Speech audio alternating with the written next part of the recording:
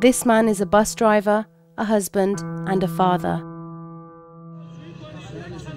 In 2005, he helped to create Sandikaye Shikate Vahed, an independent trade union representing 17,000 bus workers in Iran's capital city, Tehran.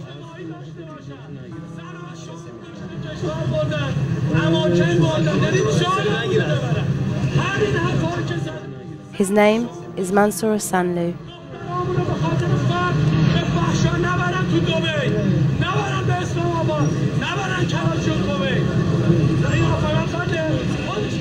Osanloo and his fellow workers led protests that increased bus workers' pay by $50 a month. They persuaded employers to provide work clothes and got casual workers signed to 2-year contracts. They argued for $40 childcare allowances to be paid to women workers. These were not anti-government actions. Nevertheless, today, Mansour Osanloo is detained in the notorious Evin prison in a North Tehran suburb. Here, Iran's political prisoners are kept and tortured. Some have paid the ultimate price. Over the last 2 years, Osanloo has spent more time in than out of this prison.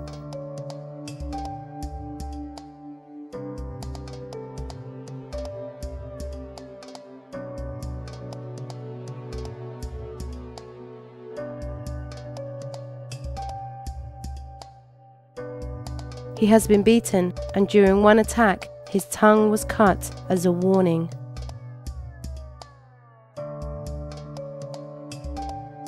Osanloo was most recently detained on July 10th.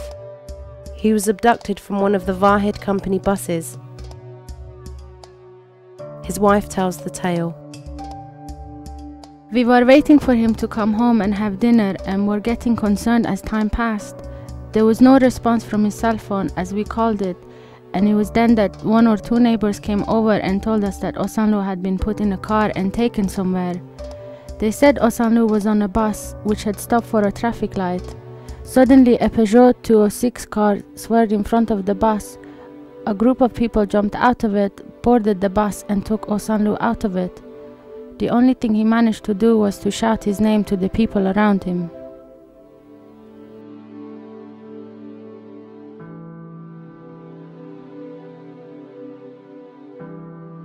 Witnesses said Osanloo was badly beaten by the thugs. It was 2 days before his family knew for certain that he was alive and in prison. This most recent detention came 3 weeks after Osanloo was allowed to travel outside Iran.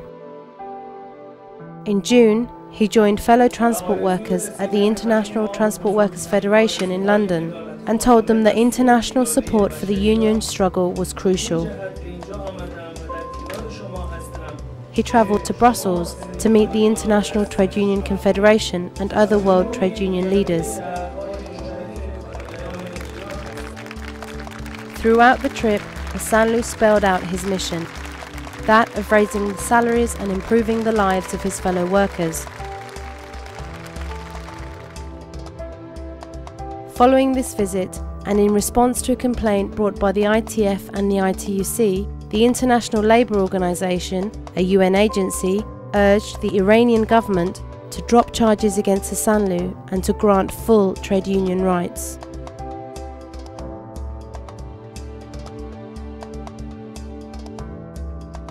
Iran's people are beset by poverty. Huge numbers of workers, including bus workers, are paid less than they need to survive. Yet this is a country that has the second biggest reserves of oil after Saudi Arabia. It makes and exports cars. Iran's port of Bandar Abbas imports huge quantities of manufactured goods from Korea and Thailand. Major trading partners include Japan, Germany, France, Italy, and the UK. We're not singling out the Iranian government on this case. Rather, they are singling themselves out from the rest of the world by detaining people like Mansour Osanloo in jail. And as a member of the ILO, if they fully comply with the principles of the ILO, the government would massively improving their public relations with the rest of the world. So while Osanloo's fate waits in the balance, internationally, the eyes of the labour movement are on Iran. On August 9th, workers in 38 countries took to the streets to highlight their support for Iran's independent trade unions and to demand the freedom of Mansour Osanloo, as well as fellow trade union prisoner Mahmoud Salehi.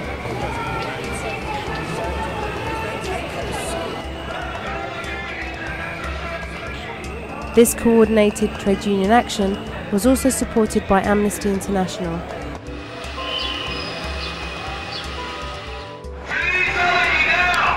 In London, the ITF General Secretary presented the Iranian embassy with a petition demanding they release the trade unionists. Simultaneously in Tehran, 5 more bus union leaders were detained as they went to attend a rally at Osanloo's house.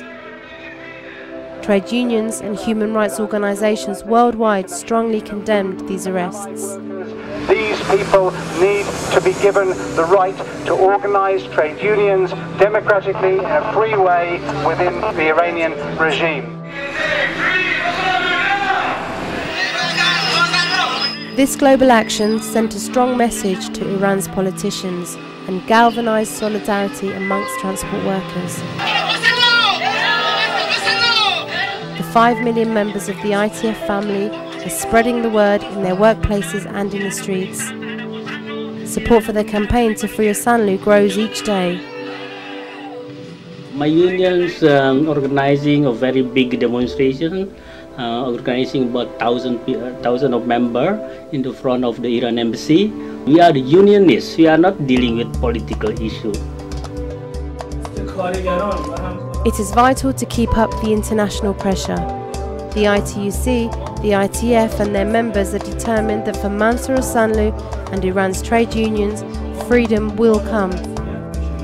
Thanks for your time for me and with solidarity forever.